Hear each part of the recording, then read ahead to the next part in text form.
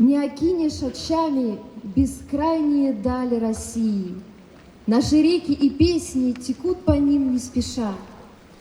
Родниковой слезой омывает просторы родные, чужеземцам неясная, нежная наша душа.